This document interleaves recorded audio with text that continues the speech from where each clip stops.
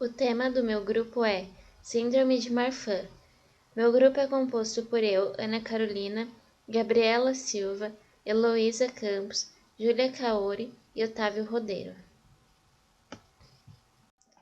A síndrome de Marfan é uma doença do tecido conjuntivo, genética, autossômica dominante, sem predileção por raça ou sexo, com prevalência de 1 a cada 10 mil indivíduos. Ela tem envolvimento multissistêmico, ou seja, ocorre em vários sistemas do corpo. A expectativa de vida de um indivíduo com essa síndrome é de até 70 anos de idade, por conta da prevenção da dissecção e da ruptura aórtica. Essa imagem mostra a coloração imunohistoquímica para marcadores de células imunes na túnica média e na túnica adventícia, em segmentos aórticos coletados de pacientes com síndrome de Marfan e que fizeram um reparo eletivo, onde foi estimulado linfócitos T guiado por superantígenos nesses tecidos aórticos. E é possível observar também que essas células T e macrófagos são relacionadas inversamente à idade do paciente no momento do reparo cirúrgico. Ou seja, quanto mais de idade para a pessoa, menos células vão ser encontradas nesses segmentos. E os resultados indicaram que a infiltração de células inflamatórias contribui para a patogênese dos aneurismas da aorta torácica, e que essa estimulação de linfócitos T guiada por superantígenos pode contribuir para a resposta imune inicial nesses pacientes. O gene que causa a síndrome de Marfan, que sofre alteração, é o gene FBN1, e ele fornece instruções para a produção de uma proteína chamada fibrilina 1, que é transportada para fora das células, para a matriz extracelular, que é uma rede de proteínas e outras moléculas que se formam nos espaços entre as células. Nessa matriz, as moléculas de fibrilina 1 vão se ligar umas às outras e a outras proteínas também para formar filamentos, que são chamados de microfibrilas. As microfibrilas formam fibras elásticas que permitem que a pele, os ligamentos e os vasos sanguíneos se estiquem e também forneçam suporte para tecidos mais rígidos, como ossos e tecidos que sustentam os nervos, músculos e lente dos olhos. Uma mutação nesse gene faz com que seja produzida proteína fibrilina alterada.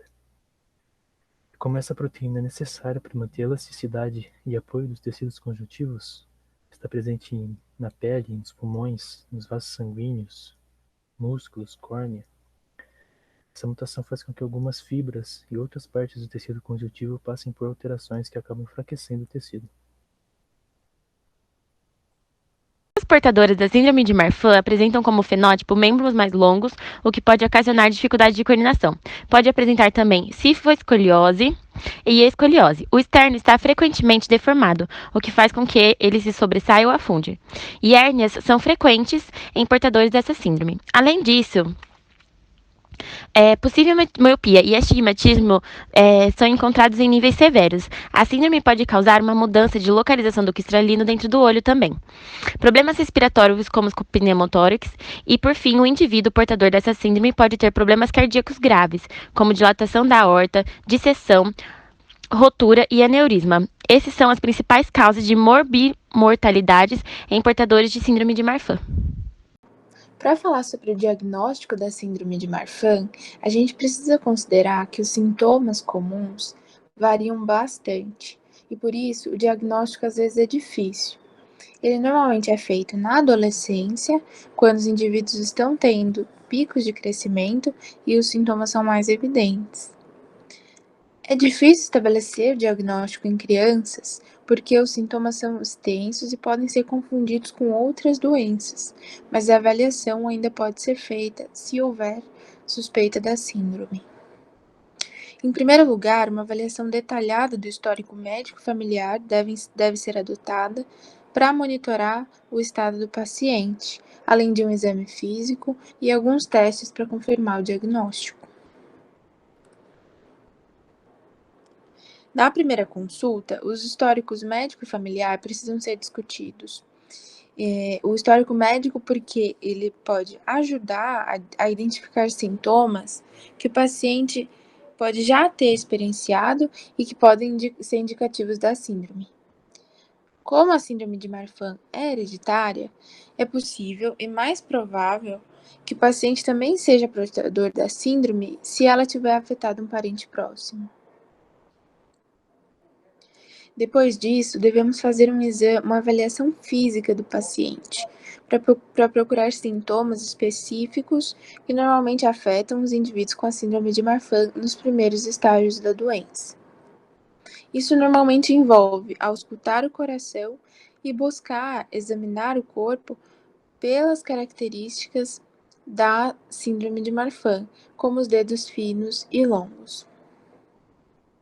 Essa característica pode ser avaliada por meio de 2 testes, o de Steinberg, ou a manobra do sinal do polegar, e a manobra de Walker-Murdoch. No teste de Steinberg, o profissional pede ao paciente que feche os 4 dedos sobre o polegar, como nessa foto aqui.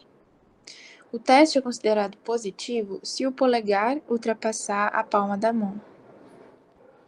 Já o teste de Walker-Murdoch é feito pedindo ao paciente que segure o punho com a mão contralateral, considerando-se positivo se o polegar encontrar o dedo mínimo. Existe um critério diagnóstico a ser seguido durante o exame físico, que é conhecido como a nosologia de Ghent. É a ferramenta diagnóstica mais utilizada e que auxilia profissionais de saúde a diagnosticar a síndrome de Marfan ou fazer a diferenciação de uma outra doença.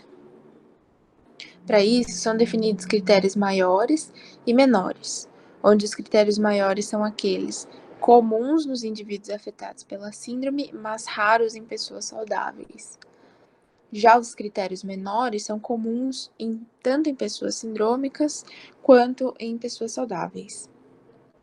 Segundo o critério de Ghent, para diagnosticar a síndrome de Marfan, um paciente precisa apresentar sintomas de 2 critérios maiores e 1 critério menor.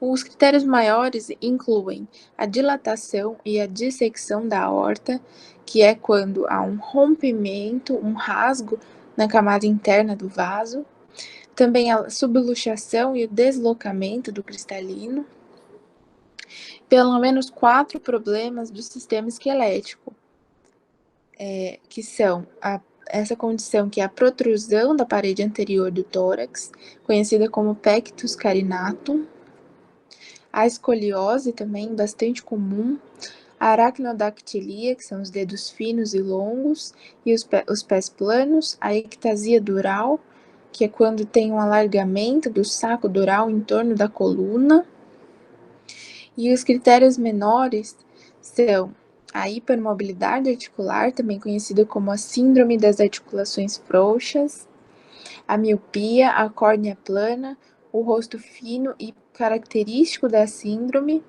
e a pectus excavatum, que é a depressão do osso externo. Oi, eu sou a Gabriela, vou falar um pouco sobre o tratamento da síndrome de Marfan. Bom, a síndrome de Marfan não possui cura, mas o tratamento busca ajudar a melhorar a qualidade de vida e minimizar as deformidades da coluna, melhorando então na movimentação e reduzindo as luxações.